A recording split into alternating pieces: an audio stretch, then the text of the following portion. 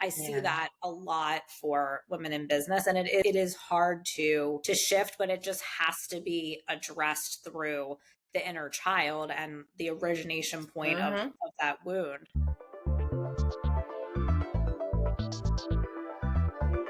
Alyse Bacine, welcome to the Dear Souls podcast. It's such a pleasure to have you here on the show. Thank you so much. And I want to know, like, what ignites your energy to do what you do on a daily basis? Well, thank you for having me. Yeah, that's a great question. I think a lot of it is just the work that I do with my clients and like the way that it impacts them and just like the results that I see with people. That to me is probably the best thing.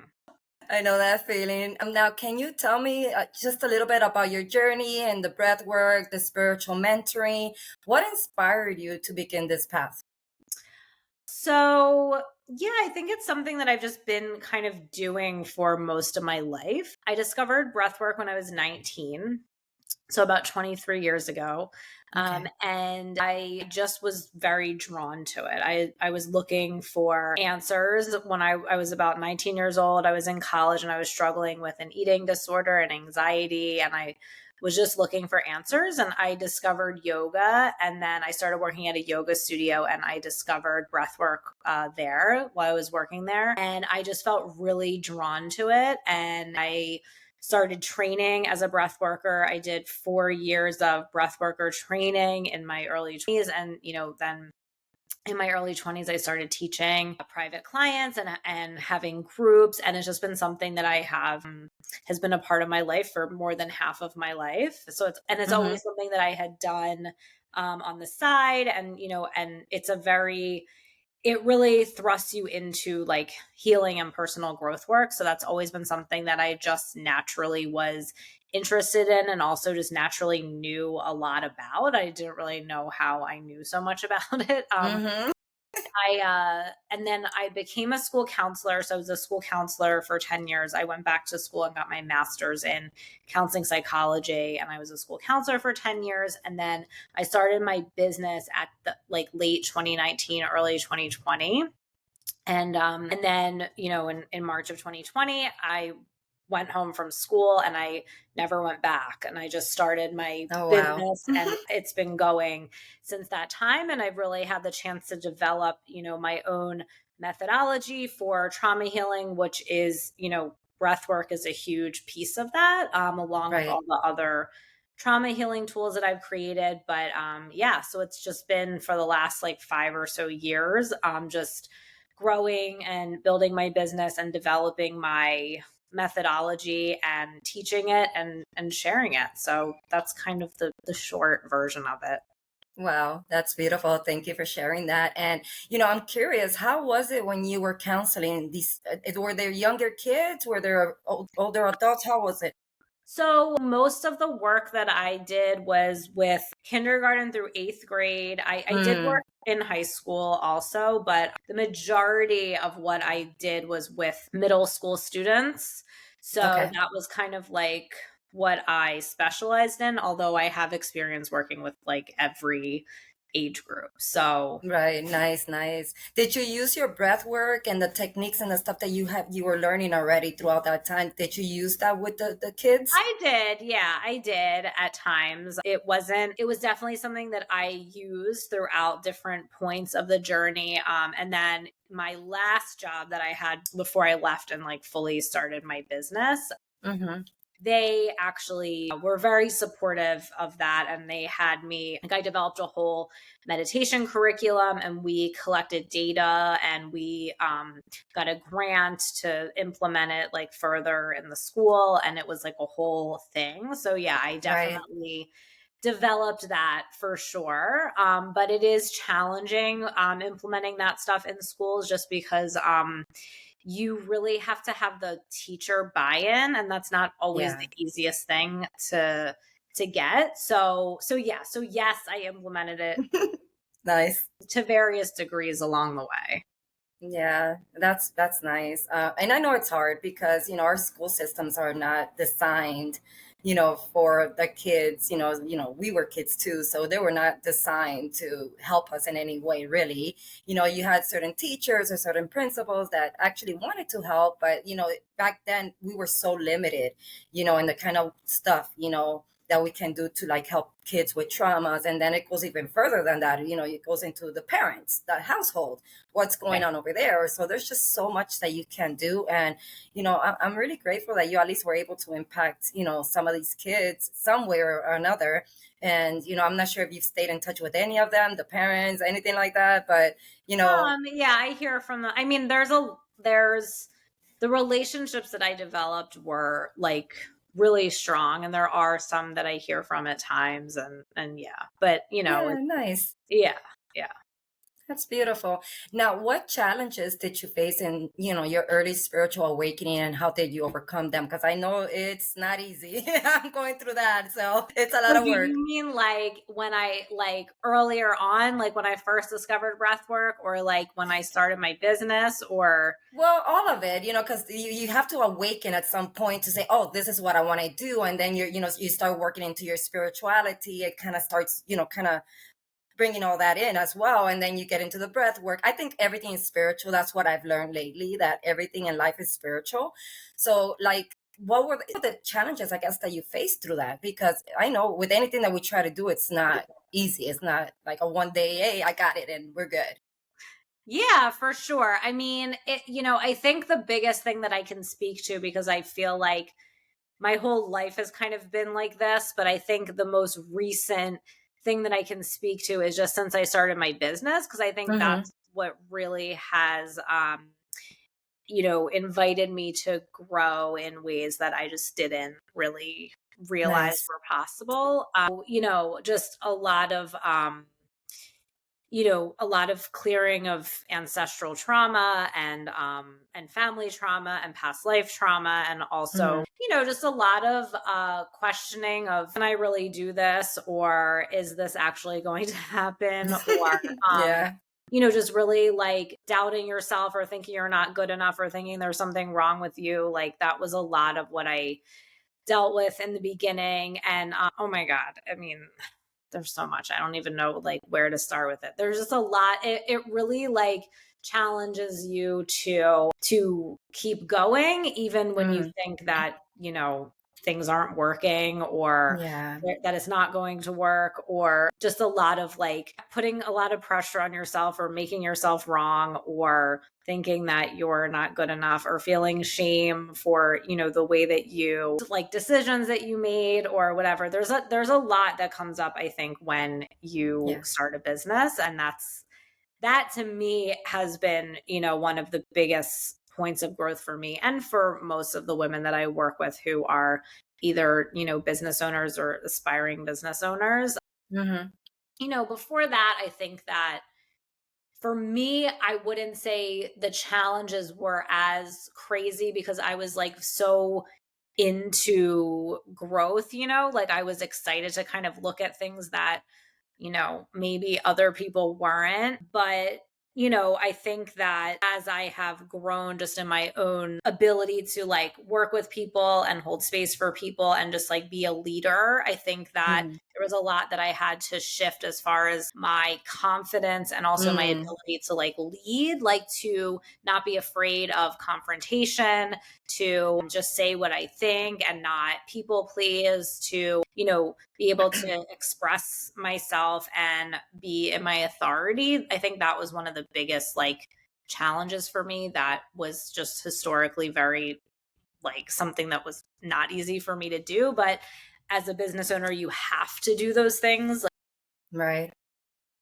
You can't really be in like a people pleasing energy, or afraid to say what you think, because it's just not going to work. So that is like one of the biggest challenges for me. And there are more. I feel like as we talk, I'll probably remember Yeah. more.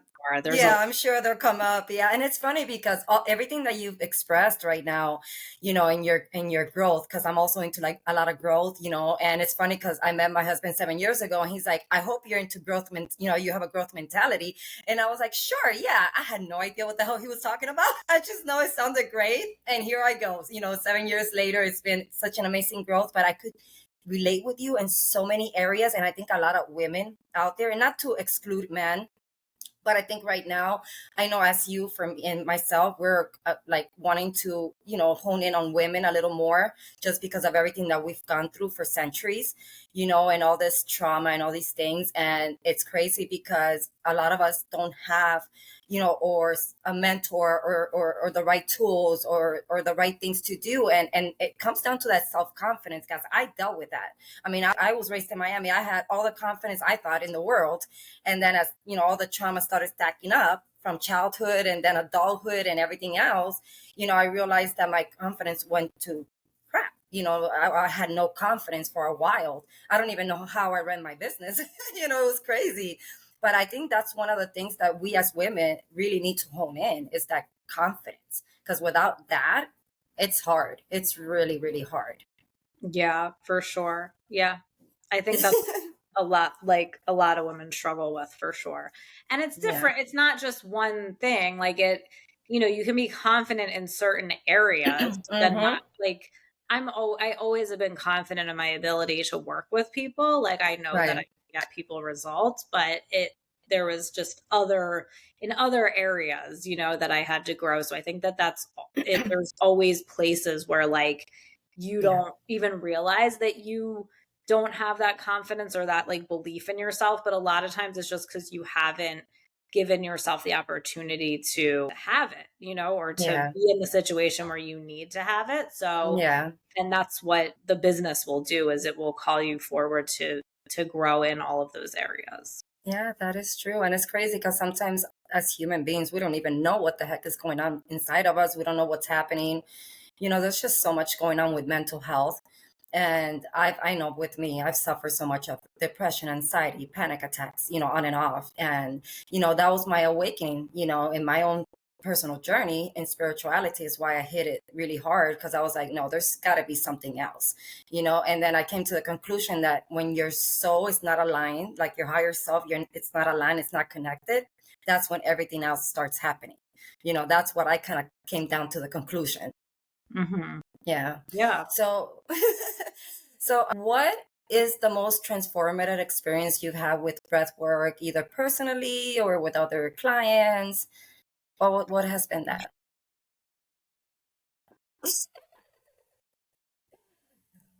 I mean, I think, I can just I'll speak to, I guess, just more recently because it's been a long time, Right. but for me, I think, a lot of the work, the results that I see with my clients is what really like just, drives me, and also just like is, that's what is fulfilling to me. Right. And I've seen women who, come in and aren't really sure, what they're supposed to do next, or why they're not happy, or like they know they Mm, need to do something differently, but they're not sure what it is, or they're not sure why they are experiencing like depression or anxiety or whatever. And, I've seen women in a matter of like a month, maybe, or mm-hmm. maybe 2 months, get to the bottom of exactly why they have anxiety and completely transform,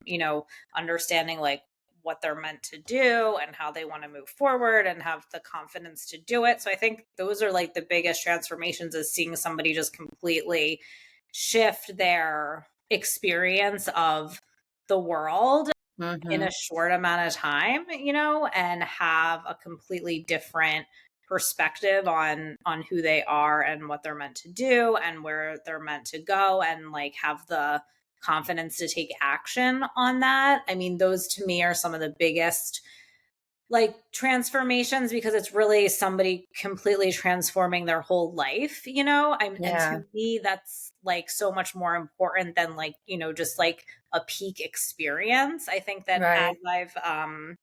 as I've gone through, the last 5 years of working with people, what I really feel passionately about is people creating real, permanent, sustainable change in their lives, so like going beyond, what I would call a peak experience. Like, in a breathwork session, you can have an amazing experience, or you can feel connected to your higher self, or you can have a vision of something, or you can see something differently, which is amazing. Those things matter, and those things Mm-hmm.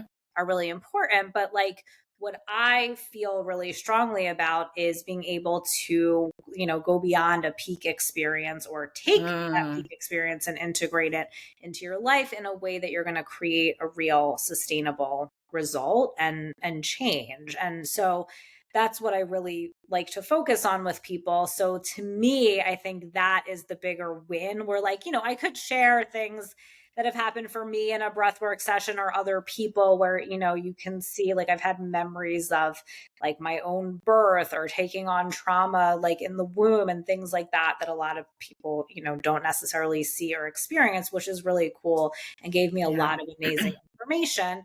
But at the same time, I'm really in the business of people changing their lives permanently. So I think that when I see that type of thing happen, and I see it happen in a short amount of time, that's what really excites me, and that's what really drives me. And I think, like, seeing women going from, being in a job that they don't like, or not feeling like they have like a voice in what it is that they're doing, to like, quitting their job, starting their own business, understanding their purpose, making more money than they thought they could ever make, and like those type of things are really like, what excites me the most, or gives me the most, yeah, just are the biggest transformations. So I love seeing people just completely transform, like, the way that their lives look and feel. I think that is what really is is what we're going for here.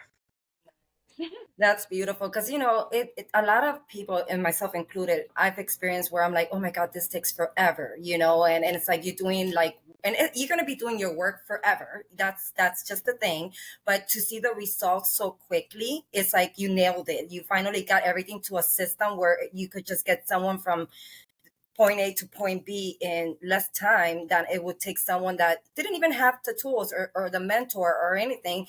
And, like, I know for me, it's been very hard because I've done it all myself, obviously through listening to other people and learning how to do some breath work and meditate and these things. But when you don't have the right tools and you're searching, it feels like forever. And I know that's a lot of frustration for people, and why they just say, oh, I'm not going to do this. This is too hard. And you know what? What I say to the audience is that do the hard work, because it's totally worth it. You'll see the results, and it doesn't have to take a very long time, especially with Alyse here that has, gotten all these amazing systems and tools together. And, you're able to do things in what, a month, 2 months, 3 months, depending on the person. It's an individual journey, right?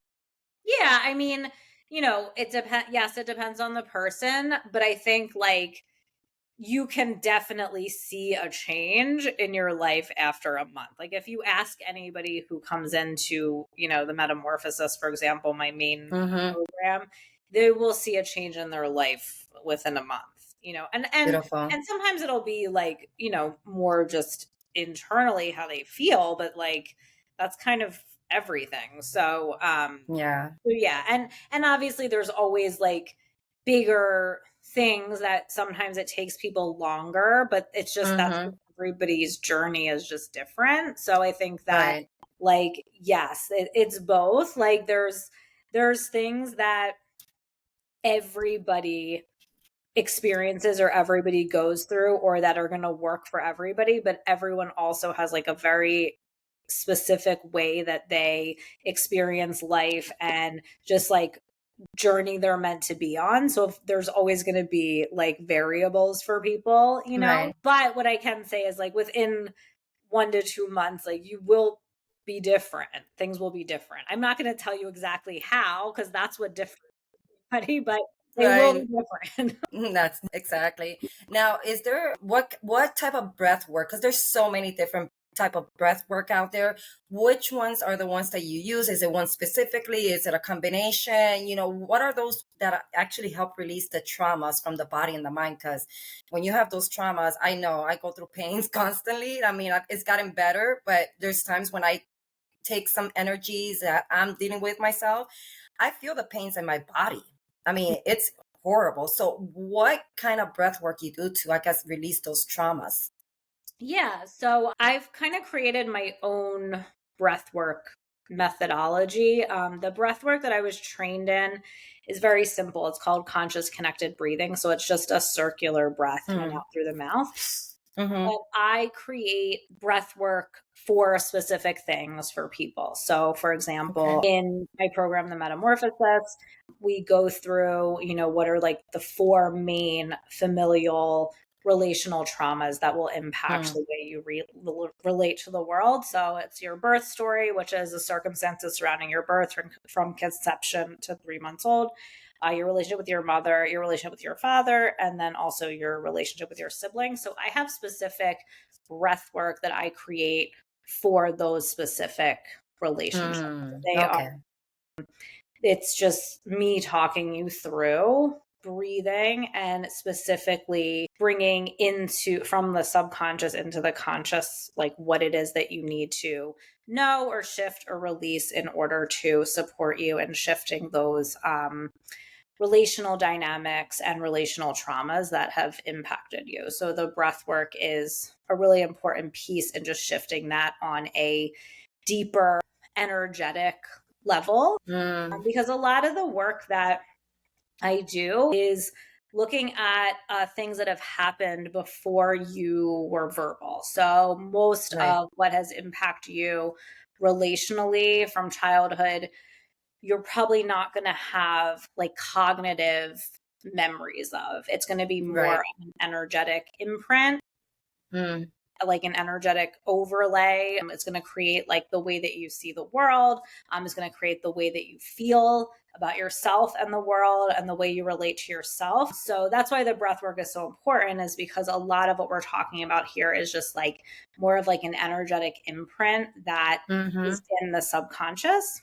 Yeah. So I have created a breath work that I like specifically talk you through accessing and shifting that. So Mm-hmm. that's the type of breath work that I do. And then I also have different breath works that I've created for a multitude of different things. I have like my whole inner child healing process. I have a whole process around like completing with the past, forgiveness, discovering your purpose, like so many different things. So the breath Right. work that I've created is very specific to whatever it is that we're kind of working on. So I'm kind So of you've broken it down into the yeah, different things. yeah, Cool. exactly. Cool. So, but it's a very simple breathing technique. Like the actual mechanics of it are very simple. And the way that I see it is I believe that our bodies they want to heal and come back to a place of balance. We just have to give it the space to do that. Right. So the breath work is much more about just dropping into your body's natural rhythm and a lot less about like pushing or, doing something crazy. It's much more about just like your body has a natural way that it wants to breathe and move and release energy. And it's just about dropping in and allowing that. So it's very simple, but it's very powerful. So it's a lot different than, a lot of the like different stuff that's out there, because it's just very simple and it's easy to do. And it also is much more relaxing for the nervous system, other than like, some breath that's more like a little more harsh. That Yeah. really resonated with me. So this I feel like is very it's good in the sense that it brings you into a state of relaxation, but at the same time you are moving energy and shifting things. Nice, nice. Now, I know, like, I don't know if you want to give an example of this, but what came up for me during this was abandonment. Yeah, abandonment, I believe, is such a big issue for people. Mhm. And I know, like, for myself, my father recently said to me that he had abandoned me when I was first born. And I was like, no wonder I've had abandonment issues my entire life. But he had never told me that. Back in those days, people didn't really communicate or didn't know how to express their feelings. But Mhm. out of the blue, he just came out and said that to me. And I was just so grateful and so happy. And he was so scared. And I was just like, no, thank you. So for somebody with abandonment issues, right? Mhm. Because it starts as early as you're born. You know what I mean? Or even in the womb. So Yeah. what breath work, if you want to give a little example, if you want to use me as a guinea pig, it's fine. But what kind of breath work would be for that abandonment, Well, I energy? mean, I use the same actual like breathwork technique for everything. It's Okay. just more about like, if how I would be talking you through it essentially, but Okay. it really would also depend on the circumstances of it, right? Like for Right. example, if you're telling me about your father, what I would do is you would be working through the father like breath work and all the tools that I have around the father relationship with Mm, other. But what I typically say for any type of abandonment is what ends up happening is that you're really looking at the world through what I call like abandonment goggles. So mm, basically, a lot of your motivation and the way you relate to yourself and other people would either be trying to prevent yourself from being abandoned or trying mm, to like overcompensate. So, like trying to make sure that you prove your value or your worth so that you don't get abandoned, or you're going to be right. looking at potential abandonment or that you are getting abandoned, right? So you would be more likely to perceive certain scenarios and situations in your life as you either getting abandoned or rejected when that might actually not be what the other person perceives it as or what someone else might Mm, perceive it as, but you would perceive it as that because you are literally just perceiving yourself as somebody who gets abandoned, and you'll keep mm.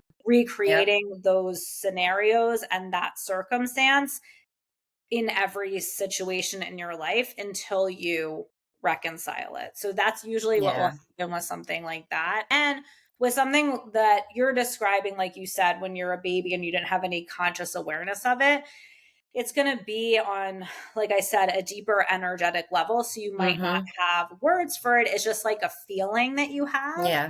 And it's going to be like a pattern of energy, a texture of energy that will run in your body.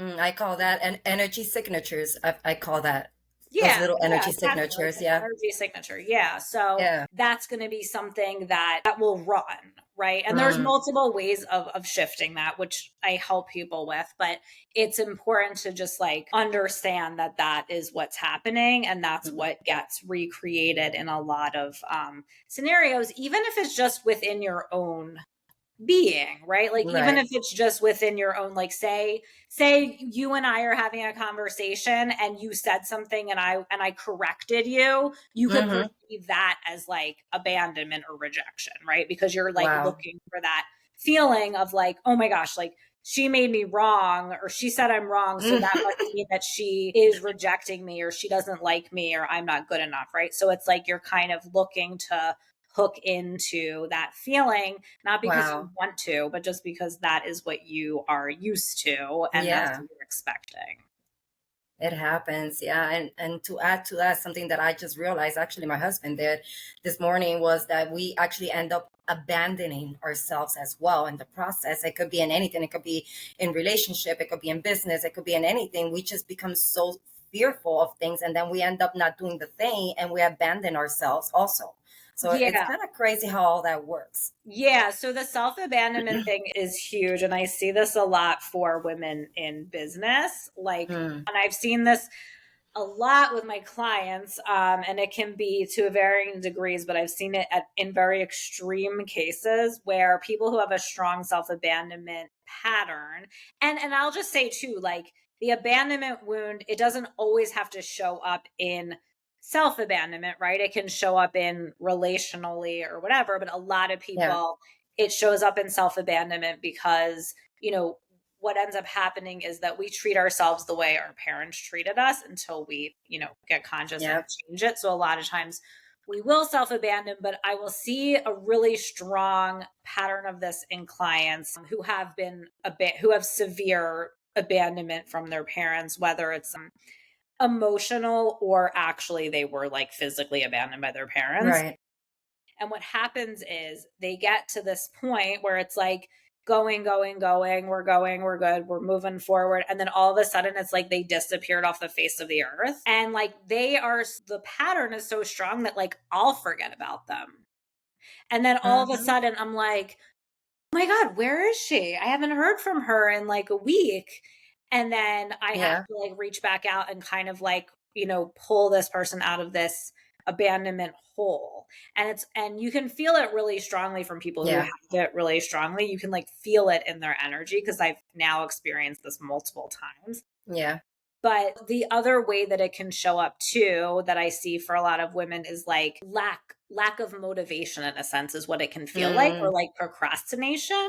So a Yeah. lot of times people will misinterpret those things as like, oh, well, I just need to try harder, I'm just lazy, or there's something wrong with me, I need to like get on a better routine, and none of that stuff helps or makes sense No. when you're trying to, like, you can't really go about any of this stuff from just like a behavior perspective. Like, behavior changes don't actually work 99.9% Yeah. of the time because there's a deeper reason behind it. So, what ends up happening is they feel like they just don't have that motivation, but really it's like the abandonment coming in and the pattern, and it's so strong that it's like hard for them to continue to show up for themselves because they are so used to being abandoned, or Mm. and self-abandoning. So I see Yeah. that a lot for women in business, and it is hard to shift, but it just has to be addressed through the inner child and the origination point of Mhm. that wound. So, Yeah. and it's a lot easier to shift when you do it that way, but I think a lot of people just misinterpret this, or diagnose this, Yep. because it can look like a simple, I'm just lazy type of a thing. And like, that's Yeah. rarely the case. Yeah, it's a I lot mean, not deeper to than say that. no one's lazy. I'm sure there's people that are like, I'm but sure. there's a deeper reason why. Like, it's not just like a Yeah. random lazy person sitting around. Like, there's usually a reason. A reason. Yeah, that is crazy. It's funny because we as a society, and even as human beings, we think we're the only ones going through something. And when I hear you speak about this again, I'm like, wait a second, are you talking about me? Because it's like Jesus, like everything, you know what I mean? And it's again, so many people going through the same things. Yeah. It's some, a little bit different here, a little bit different there, but it ends up being a lot of the same traumas. And it's just so crazy how we've never really were taught how to handle these traumas. And unfortunately, that's why today we're in this huge mental health crisis. And I'm huge when I opened up my podcast was to help me heal through my stuff too, and to be able to connect with other people that are in, like-minded, that are going through their own stuff, or they've learned like yourself. You got in these tools and now you're helping other people and you've seen the changes. And I'm so grateful for you and for everyone that's doing something for humanity to help uplift and help heal all these traumas, because it's not easy, Alice. You know that you see it all the time. I speak more for myself and a few of the people that have been open to let me know what's going on in their lives, but Mhm. I'm sure it goes. There's 8 billion people in this world. Just imagine, you know it's just crazy. So I'm really grateful for what you're doing. Thank you for Thank that. you. Well, yeah, I mean, Yeah, it's necessary. it And is. luckily, I'm just like, this is what I'm good at. So I don't really know what else I would do. I always like say that, like, when I'm like, oh my God, is this going to work? And I'm like, I don't really know what else I would do. Yeah, no, I feel you. I mean, I've done so many different things in my life, from construction to, property management, to so many different things, real estate, I don't know, I always think it's bartending. so cool when women do construction. Oh, yeah. I grew up with a grandfather that was a contractor, and I used to go to work with him since I was like 6 years old. So to me, it's like, I love tools. That's awesome. I love them. That's so not my anything. Like, working with my hands is not really like, Really, I'm folding laundry, man. doing the dishes. That's like the only things I can really do. Jesus. It's fun. It's fun. I love working with my hands. I can't do a lot of the things I used to because I'm still working through healing my body through, a horrible car accident and so much trauma and stuff.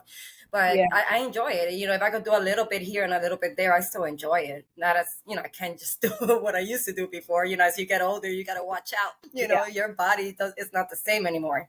Yeah. So what are some of the misconceptions? Because I know there's always people that are like, oh yeah, that doesn't really work. So what are those misconceptions that people have about breath work and stuff like that?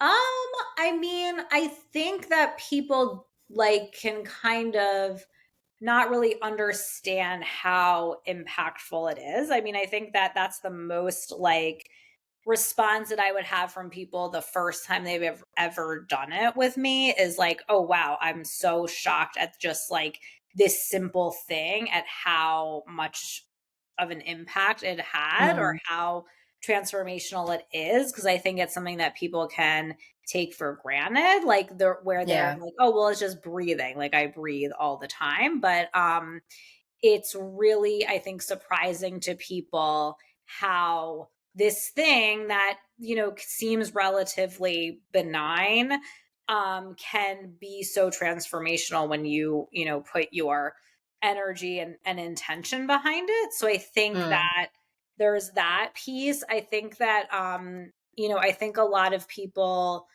have the misconception that things just are the way that they are. Like, this is something that my husband will say all the time that I don't agree with. He's like, well, that's just how I am. And I'm like, no, that's not just how you am. Like, and I think that that's how a lot of people, yeah. it's kind of like an old way of perceiving reality of just like, oh, well, Mm, this is my personality.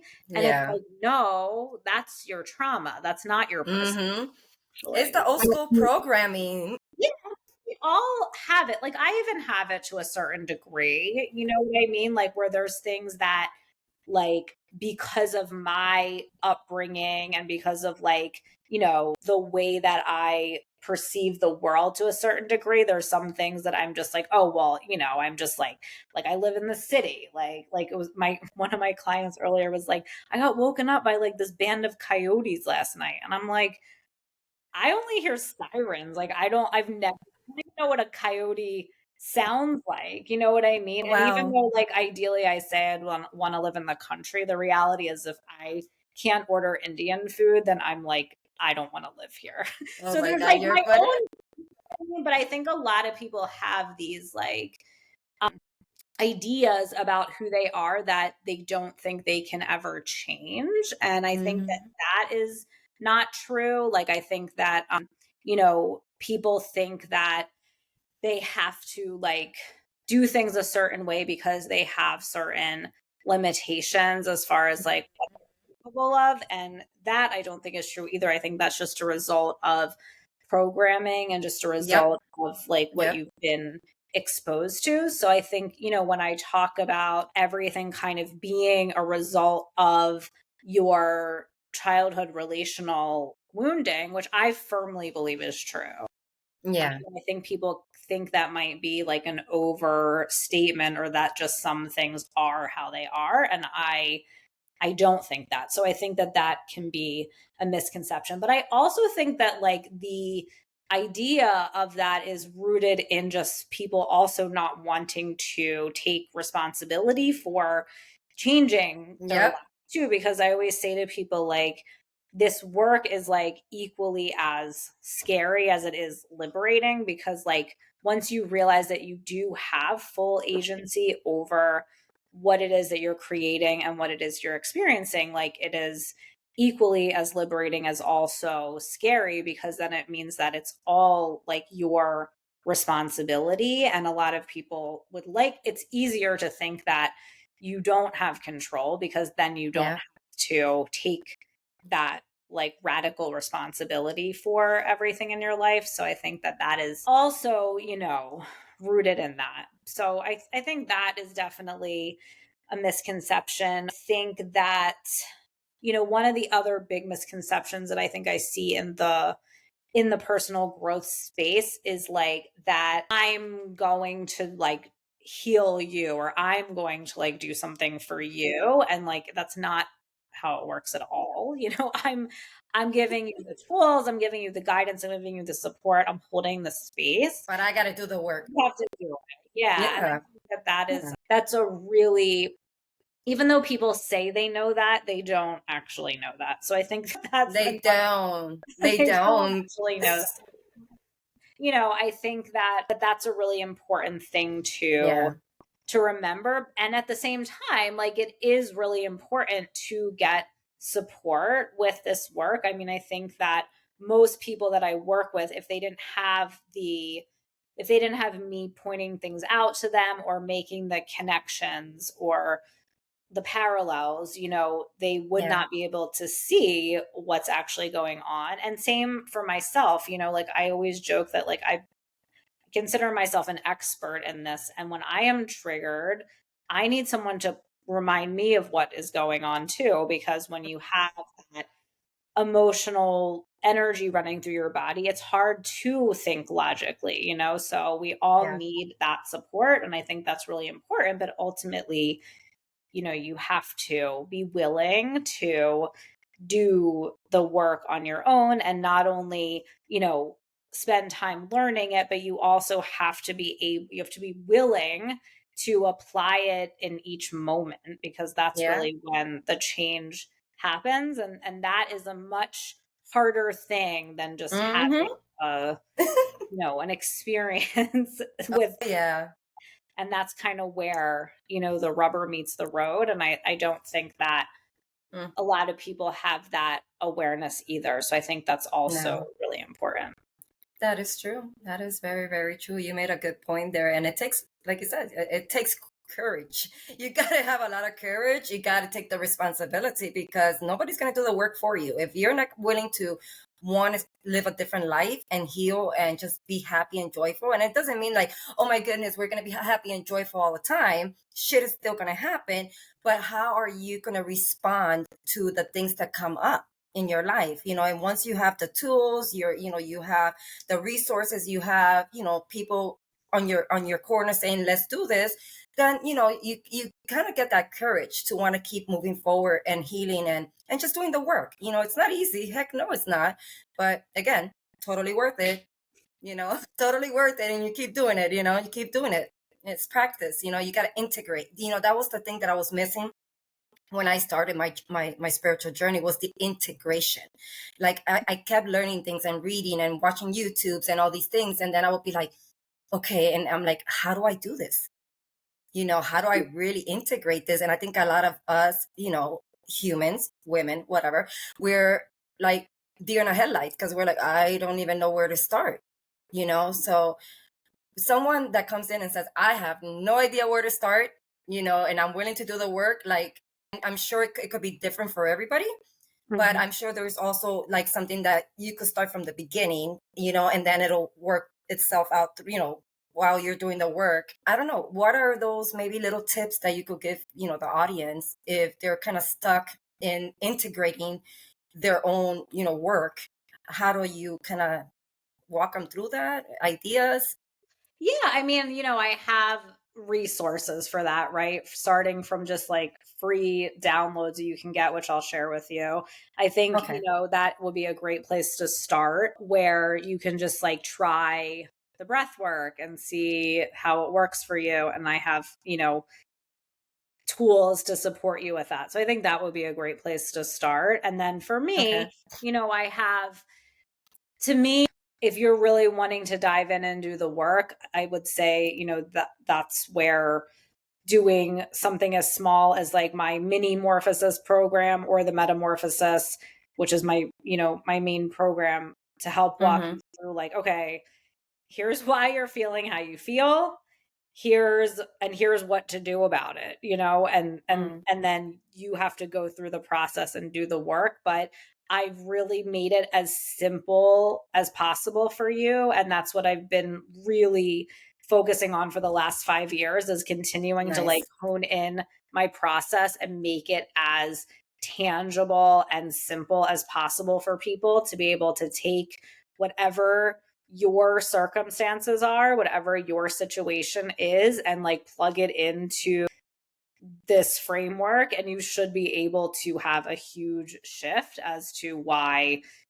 you feel what you feel, and then how to move through it. Right. And I do I don't recommend just fully doing this on your own, by the way. I Right. don't recommend that. I realize that people do, and that's fine. I, Yeah. however, It, don't it, recommend it tends to be it. harder. It does. Also, it takes a lot longer. Yeah, it does. I just think there's things that you just won't see and someone else will be able to see for you. Like there's Mm, just certain pieces about your life or connections that you just wouldn't necessarily make unless you have someone else like pointing it out to you. yeah. And it's funny because like a lot of times it'll be the simplest things too that people are like, why does this keep happening? And it's just like, then when we like connect the dots, it's like, okay, well, you literally just keep recreating your relationship with your mom. Like it's not that hard to figure out. But when you're in it, you You can can't. see It it. doesn't seem Yeah. simple because there's so many different situations and scenarios that from like the human perspective feel different, but really Mm-hmm. it's just all the same energy.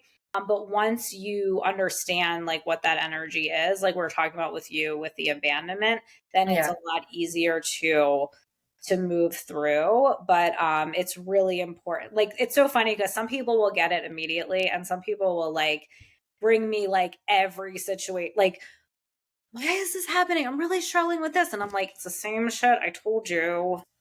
It's the shame with your dad. Like, I'm telling you, Yeah. all that. It's usually just one thing. And One thing there'll that be links to little nuances. everything. Yeah. And there'll be little nuances to it. But really, like, at the end of the day, everyone is just waking up in 5-year-old Groundhog Day, like every day. That is crazy. That is crazy. We have all these 5-year-olds walking around in this earth. I say that all the time. I'm like, everyone's just walking around as a 5-year-old and mostly making decisions as a 5-year-old. Think about it though, like most people yelling at each other, like on the street in traffic, it's not their like Oh presence. my God, I know.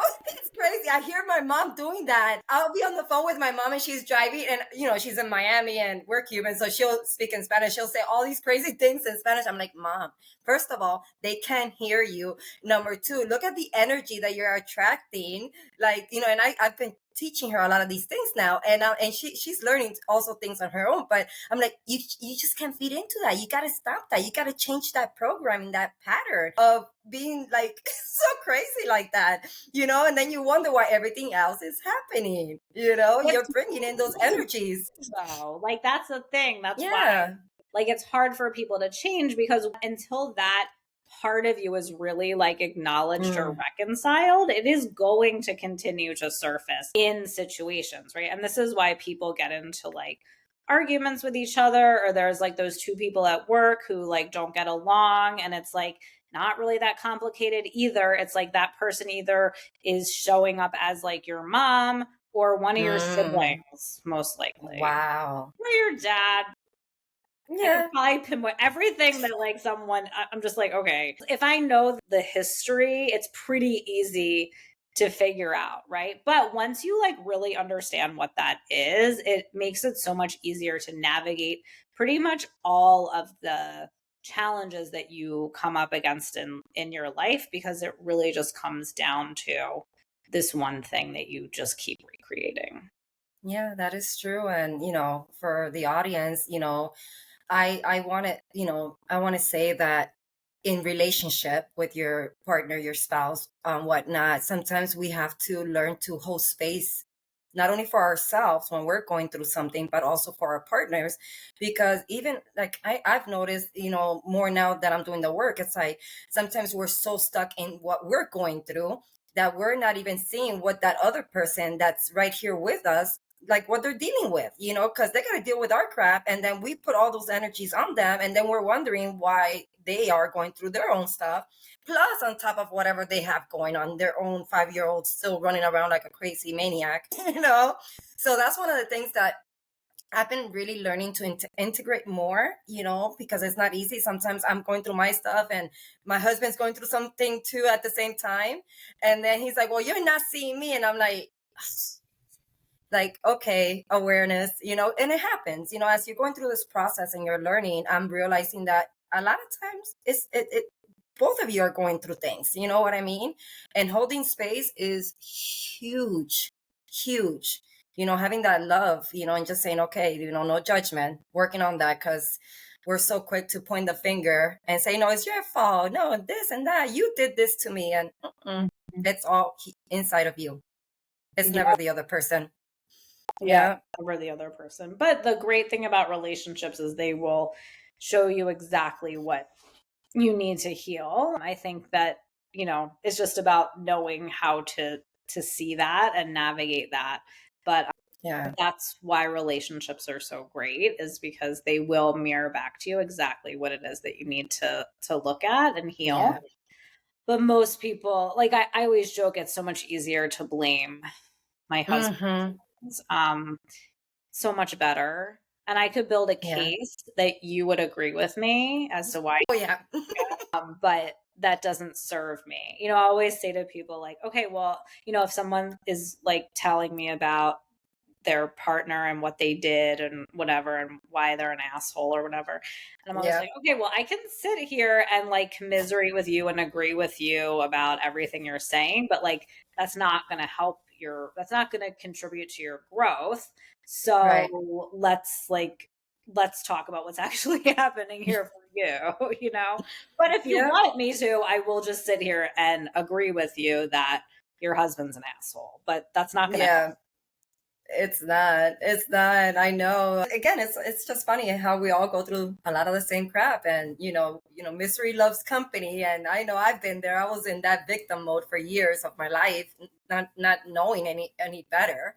You know what I mean? And I think a lot of people, they go through the same stuff, and it's just nuts. I mean, life can be so much different. I know. I see it now. I've been in both sides, so that's why I'm like, rather come over here. I like this side better. So much nicer. Yeah. Yeah. So, how do you approach helping your clients identify and shift limiting beliefs? Because that is so hard.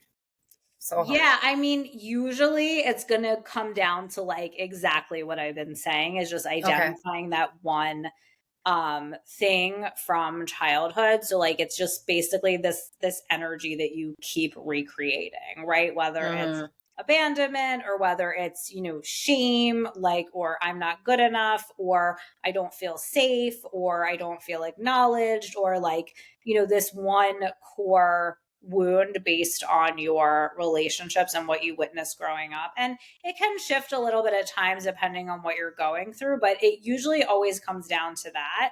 So, when people come up against like, whatever it is, like self-doubt or like lack of confidence or anything, usually I'm going to bring it right back to your inner child and what she is actually feeling. So like if somebody is like not feeling, confident, for example, like that's most likely going to go right back to like your inner child doesn't feel safe or she doesn't feel like she's good enough.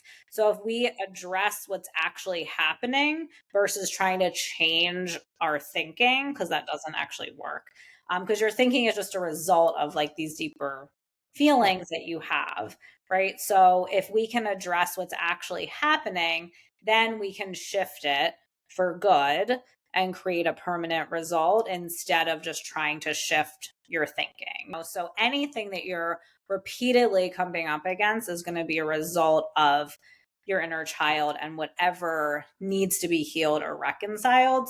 I teach people, I have a process for addressing your inner child where I teach you how to recognize, what your inner child is feeling and acknowledge her and address her directly. And then, I have a whole process that you go through to do that and then to create a shift. Because to me, like until we address what's actually happening, then we're just kind of like, it's just like a whack-a-mole thing where you're just like, okay, I'm going to change this. And now it's showing up over here. And now I'm going to change this and it's showing up over Yeah. here, because we're just looking at circumstances or symptoms versus like the cause of why. Yeah, you're looking at the surface level, you're not going deep in, and that's what I call shadow work. When you dive really deep into that rabbit hole of whatever your traumas, your inner child traumas or whatnot, and for me, shadow work, that's what it is. It's like diving really, really deep into the unknown, and even for yourself, confronting the stuff that you've personally done too, because you have to forgive yourself. Forgiveness is huge. not only for others, you know what I mean, but for you to be able to heal and move on. So talk to me a little bit about that, about forgiveness, because I know a lot of people have a hard time with not only forgiving other people, but themselves too. Yeah, I mean, to me, I think that forgiveness gets like misinterpreted a lot, Mm, that it kind of means that you need to forgive somebody that wronged you, and I think that this is especially challenging or difficult for people who did go through, someone really hurting them, and then thinking yeah. that the only way out is to forgive that person, and there's like a misconception that you have to be okay with that person. And I don't think that that is necessarily true at all. I don't think No. that that's required. And I think that forgiveness is more just around like what I would call letting yourself off the hook. And it's Mm, more around like releasing shame and guilt than anything else, or anywhere that you decided that there was something wrong with you based on what mm, happened. And then you can like make peace with the situation and accept that it happened. So there's a really powerful piece of this work that is connected to forgiveness, which is around being able to fully accept the reality of what happened, and then being mm. able to grieve the part of you that wanted something different and didn't get it, right? So I think what happens is a lot of people can get stuck in this place where what happened, but there's still a part of you that thinks it shouldn't have happened that way. Mhm. Right. So you Yeah. think it shouldn't have happened that way. So you're kind of like, well, this shouldn't have happened. And then there's this part of you that's kind of in this perpetual waiting for Mm. something to change, to say like, okay, well, it should have happened this way, or it should have happened that way, Yep. until you fully accept what actually happened and then go through the emotions that are associated with Yep. that, which is like the grief of like for example, if you had a parent that hurt you deeply, whether it was some kind of abuse or neglect or whatever, and you're still kind of in this perpetual place of this shouldn't have happened, you're never going to fully accept what happens. So you're not going to be able to let it go, which is essentially forgiveness, right? It's not about forgiving the Yeah. person, it's about forgiving the situation. But in order to get to that Right. place where you can do that, you have to fully accept it. So you have to be Mm. willing to fully face the reality of what happened. And that also includes fully facing the reality of what did not happen, the thing that you Exactly. think should have happened that didn't happen, it's never going to happen, and Yeah. you have to like let that go. So I think that is a Yeah. huge piece Oh, of the that's a huge piece because that boils down to like expectations, you know. And if you want someone to do something your way, yeah, that's not gonna work. You're not gonna be happy. You're gonna go through stuff, and it's crazy because I again, like many other people in this world, expect for other people to do what you want, so then you could feel happy and you could feel safe because it's easier to put it on someone else than to find that happiness yourself or that forgiveness for yourself because it's not about the other person. I always tell like my husband does, it's like I forgave my father not for him but for me, so I could heal my inner child, so I could just kind of release all these things and release the expectations of what I would have wanted from him. Let's just say as an example. yeah. And I see that with a lot of people. I mean, I see it with my family, my friends. They're like, oh yeah, I forgave, and I'm inside of me saying, no, you haven't forgiven. You haven't, because if you did, you will have this joy, like this peace, this inner love, like just like this thing where you don't even bring up anything anymore. Like with my father, we started from scratch. Okay, whatever happened in the past, whatever pains you caused me, it's done. Why am I going to keep reliving and reliving my past and bringing it to the present when you're not going to ever heal it that way? You know what I mean? Accept what happened, let it go, forgive what needs to be forgiven and move on and start from scratch, start a new relationship because we're creators. We could create whatever we want in life. You know what I mean? So what kind of relationship do you want to create with, your friends, with your family, with anyone? You are the one in control of that, not somebody else. So, Yeah. So I think, and just to wrap up around like forgiveness, I think that it's more yeah. around letting go of the situation in the sense that you're not bringing it into the present, and then also Yeah. forgiving yourself. So I think it's also the piece around like wherever you are holding yourself in contempt or blaming yourself, or you have shame, Mm-hmm. guilt, or think that there is something wrong with you, Right. that's where the forgiveness comes in, of really letting yourself off the hook and Mm-hmm. forgiving yourself. So I think that's how I see it, at least. Yeah. Yeah. No, another way. There's so many different ways of seeing things that it's not just one way. Some people are like, oh, it should be this way, and this is the only way, and I'm like, no, so much more. Keep searching. But now, I guess for me, it's like, how do you see breath work and spirit and spiritual practices contributing to the collective awakening when we're witnessing what we're witnessing in the world, with everything, all the chaos, everything that's happening, which is, it sucks, but it's great because we're shifting. We're starting to shift and awaken more. So, what do you see in that?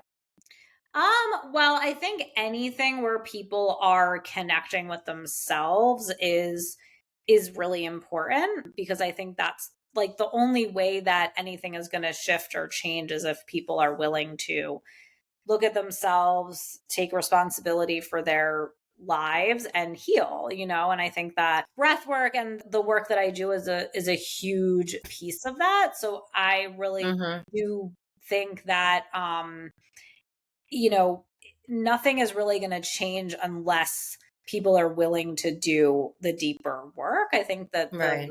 the world is just kind of an outer representation of just the collective Mm-hmm. consciousness. So I think that it's a huge, and it doesn't have to be breath work. And also it doesn't have to look a certain way. I always say this with like my husband, for example, and I think men in general, they do, even if they are healing or doing deeper work or creating shifts, Mm-hmm. it looks different, because I think men are Yeah. different than women.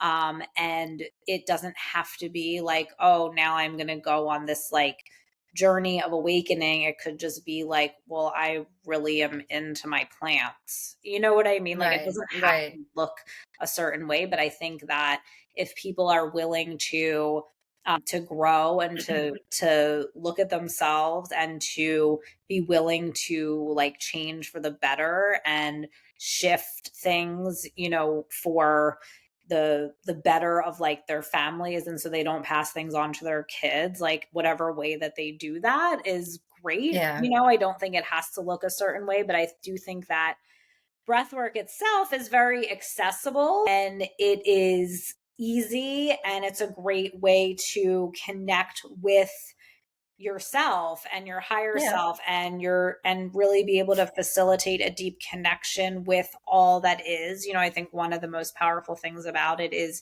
it kind of forces you into the present moment, so you're able to access the infinite possibilities that are available in the present moment, and it kind of expands you and opens you up to perspectives and ways of looking at things that you just wouldn't normally have access to in regular life. So it expands your reality, it expands your consciousness. And I think that that is really helpful for a lot of Yeah. people. It's something that I feel like even people who have any kind of health issue, even breathing issues, they can still act like there's so many different things that I've done. And like, even, with like yoga or any kind of practice, Yeah. this is something that I've seen that it really doesn't have a limitation as far as like who can do it. Cause like we're all obviously breathing, or Yeah.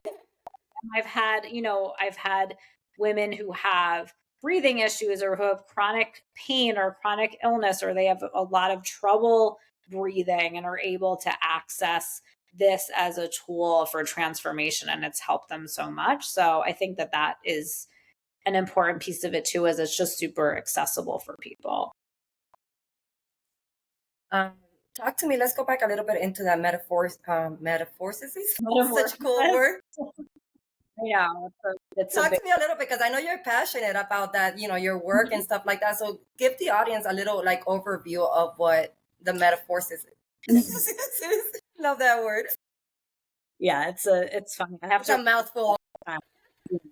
It's yeah. So, I mean, when I created this program, I don't think that I actually knew exactly what I was even creating. I just thought I was creating a program to help people, to provide people with tools to use breath work for healing. But what started to happen as people started to go through it is I saw that they were healing these major family and ancestral traumas and patterns and discovering their purpose and, starting their own businesses. And I was like, okay, I really have something here, Yeah. And then I just started to really like hone the process. And now, people can go through that program, or I have a certification where I teach people how to facilitate breath work and use the tools that I've created in the Metamorphosis so people can implement it with their own clients. But really, what it consists of, like I said, is, I've created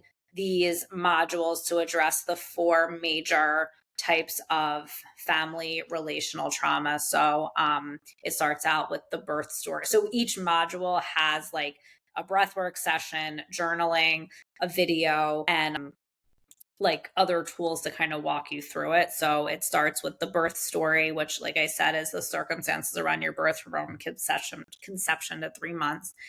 So we go Yeah. through that, and a lot of that, is going to be in your subconscious. So I think it's something that people don't realize that, they don't think they know anything about it, and they think they have to like ask their mom or whatever. And I always actually tell people, don't ask anybody. Like, it's not a Yeah. research project. Everything you need to know is like in your subconscious. So Mm-hmm. the tools that I've created help you access that. So it's the birth story, and then your relationship with your mother, your relationship with your father, and your relationship with your siblings. And then from there, we do a whole process on completion, forgiveness, shadow integration. And then it goes into like discovering your purpose and just like what you're really meant to do. So that's kind of the trajectory of it. And I have it, it's an 8-week program. And over the 8 weeks, you get like a ton of support from me Yeah. daily. And yeah, and people have, wild transformations. I also have, there's a whole inner child healing process that I've created that's also in there. So it really takes you through, the process just like step by step, and you can kind of just, plug in your situation and scenario, and then you learn how to, like what I was describing before, like you learn how to address your inner child when you're triggered so that you can move through um, any kind of trigger or challenge or limiting belief or whatever pretty quickly through implementing that process. I'm trying to think if I'm forgetting anything. Yeah, but that's the gist of it. Okay, that's awesome. Now, what advice do you give to people that are navigating this, their spiritual awakening, trying to, heal from their, inner child stuff? Like, these people are feeling overwhelmed. What is that process for them? Like, what do you tell them? Like, what do you say to them? Because it's a lot. Yeah, I mean, I would say get support, and you have to just take it one step at a time. Like, Hmm. I always tell people too, like, you don't have to go digging for things. Like, whatever you need to look at will present itself to you. Yep. Like, even in my, program, like, yes, obviously we're there to shift this stuff, but also we don't need to go digging around and like trying to like conjure stuff up. Like whatever it is that you are meant to shift at the time, like will show itself to you and you'll Yeah. know. So I don't think that you need to, go looking for stuff to heal. It's more just around like, okay, well, I want to, move forward in this way, but it feels really challenging. Well, it's like, okay, well, why does it feel challenging? And just like start there. And that Yeah. is going to show you exactly what you need to know. So it's not like you have to go digging around looking for stuff. Usually, whatever it is you need to look at is like pretty much looking you right in the face. Exactly. Yeah, because if you start like I know my experience at the beginning was like, I'm here looking for things that I can heal, right? And then I'm like, it wouldn't come up, or something else would come up, and I'm just like adding more stress to the process of things instead of just allowing for whatever it is that needs to come up and heal right now. That's what it is, not anything else. If it pops up, work with it. And that's what I've noticed. I was able to catch that early on and say, wait, this is not working. I'm just stressing myself more and doing so Yeah. much more work, that it's not necessary right now, instead of just saying, wait a second, connect to your higher self. You can ask your spirit guides, your ancestors, whatever. Just say, what do I need to heal right now? What's inside of me come forth, and it does. It makes it easier instead of us trying to add more stuff to it, because the process already is not easy. Why Yeah. add more crap to it? Yeah. It doesn't have to be complicated. It doesn't. It really doesn't. Now, I'm curious, how do you stay grounded through all this? Because, as healers, as light workers, as channels, because I know you do a little bit of that too. How do you stay grounded? Because, I know that with me, energies, outside energies still affect me very, very strongly. So, how do you stay grounded? That's a great question. I mean, for me, I think that actually like working with clients and doing what I do actually keeps me grounded. Like people are always like, well, how do you deal with like talking to people about their trauma and stuff all day? And that really doesn't affect me. I think like Hmm. I actually feel less grounded if I'm like not doing this, like, for a longer period of time, or like where I'm Hmm. kind of, yeah, it's interesting. So I feel like the work grounds me, and I do a lot of like I do things that I enjoy a lot of times, but like honestly, like learning about trauma and like developing my work, like it is like that's pretty much my favorite thing to do. Like I'm kind of a Oh, dork. Like I listen to things about trauma and I study it and I try to figure it out. And like and then I also, like to do things that like I like to take walks and exercise and like be with my kids and all of that. But like I think that, yeah, and yes, I do think that certain outside energies can affect me at certain times, but I do feel like over time I've gotten really good at not really allowing things to affect me, and if they do, then I know how to shift my energy like pretty quickly. right. So yeah, it's Talk not. to me about that. How do you shift your energy? Because I know sometimes it's hard. Like, again, I still take people's energy, and I get, a little like low on energy and stuff like that. And then I just recently found out I have a leaky aura. So that's one of the reasons why I didn't know that was a thing. So like, how do you like talk to me about that? Because that's interesting to me. Yeah, How do so you a do lot that? of it is just energy work. So I Okay. have a few energy work things that I do just to clear other people's energy from my field, Mm-hmm. just to like ground Do you myself. use Reiki? Do you use Reiki? No, I wouldn't really say it's Okay. Reiki. Like I've kind of developed my own energy work process. Just that's part of like, the work that I do. Um, Okay.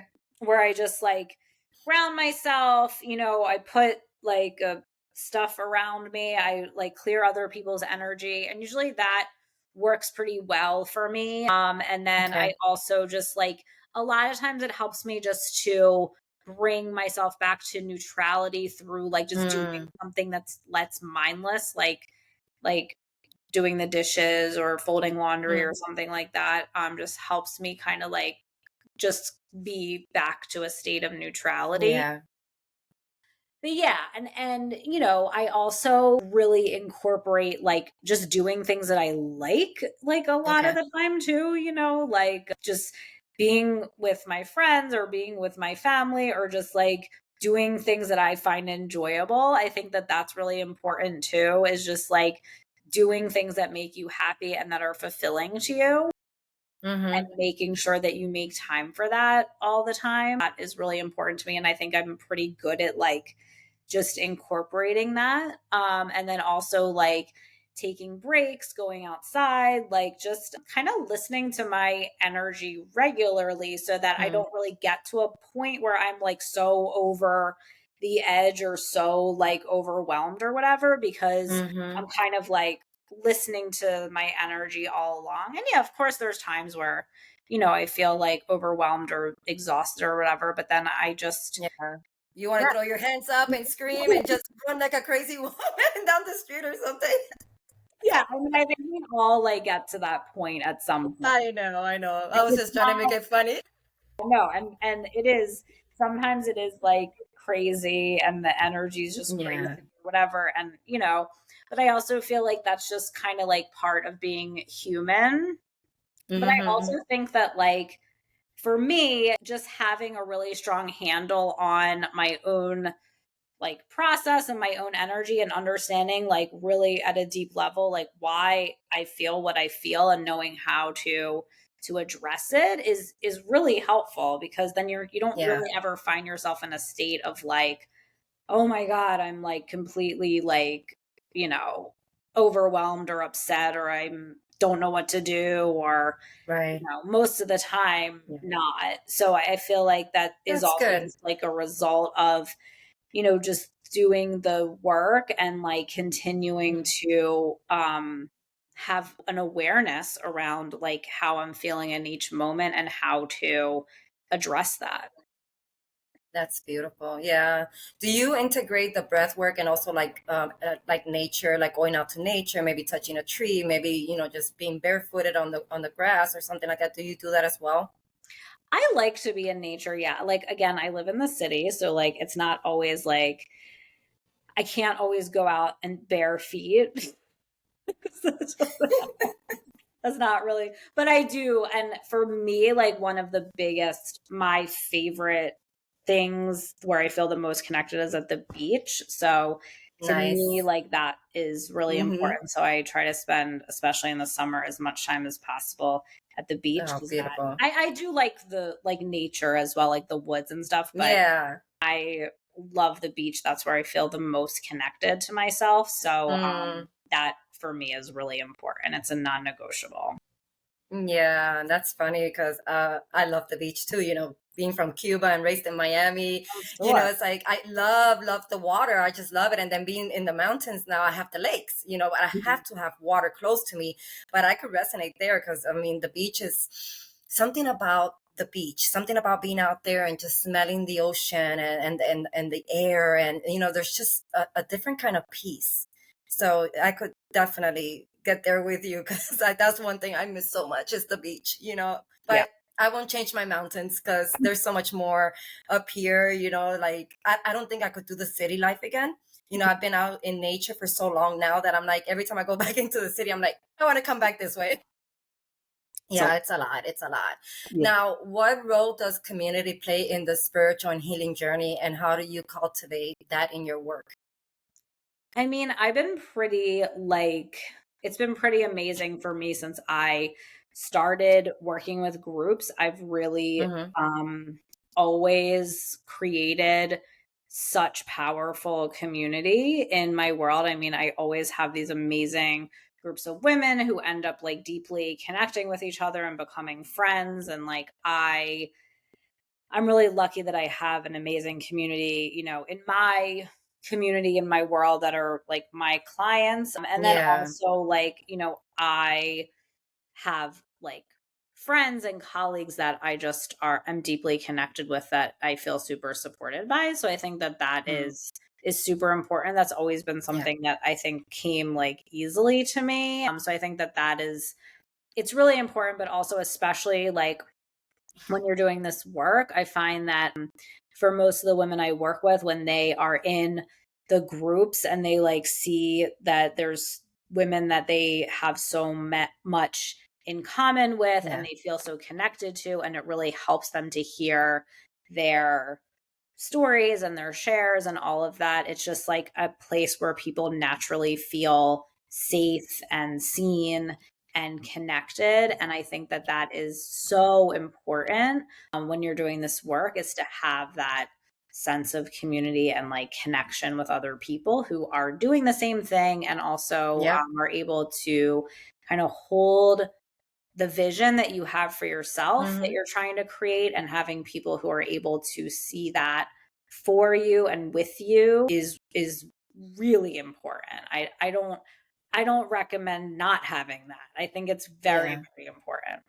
No, I agree with you. I've realized that community is huge. And, I just opened up a Facebook community for the Dear Souls podcast, as a place where people could come and share and connect and stuff like that. So, it's at the beginning stages, it's still growing, but I've learned to understand how important it is to have a community. Because when you are on your own, it's really scary and very, very hard. So, for the audience out there, I want to add to this that if you don't have a community, if you're alone, if you're struggling, there are plenty of communities out there, from Alice's to mine to even Uncle Tony Robbins. There's so many amazing communities out there. Just kind of find what resonates with you, where you feel safe, and just don't feel like you're alone, because you're not. There's a lot of resources out there nowadays. It's not like back in our time, when we were growing up, there was not pretty much anything, so we are at the end of our show, and I asked 3 closing questions, and the first question is, what message or advice would you like to leave with the listeners who are just beginning their spiritual journey? I would just say to trust yourself and your intuition, and like allow yourself to do what you're drawn to. So if you feel drawn to taking a step in some direction, just do it, and just like Yeah. honor yourself by listening to what it is that you feel drawn to. Beautiful. And what are your current personal goals or projects, and how can people connect with you to learn more? That's a good question. I'm just really growing, my community, and bringing more people into the space. And so you can definitely, like I was saying, download. I have a couple free things you can download. I'll send you the links. But if you go to my website, AlyseBreathes.com, you can download those there. I have it's called Clear Trauma from Your Business cheat sheet, where I show you how to see which type of trauma you need to clear. And then also, 5 ways to use breathwork for better client and personal results. And that's where you can get a breathwork session that you can download and listen to. And you can find both of those on my website or on my Instagram, which is Alyse_breathes. You can find me there as well. And also, I have a podcast, which is a great way to connect in with my teachings and my community. And that's called Reclaiming Consciousness. Beautiful.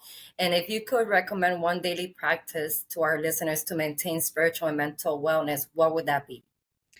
Well, I guess I have to say breath work. And even if you just do it for a couple minutes a day, that will definitely make a difference for sure. Beautiful. Alyse, thank you so much. It's been such a pleasure to have you here. And as we wrap up today's episode of the Dear Souls podcast, I want to extend a heartfelt thank you to you for sharing all your insights and experiences. And if you found this value in our conversation, don't forget to subscribe, like, and share this podcast with your friends. Your support helps us to continue bringing inspiring guests to the show, and together we can inspire more souls on their journey to healing and growth.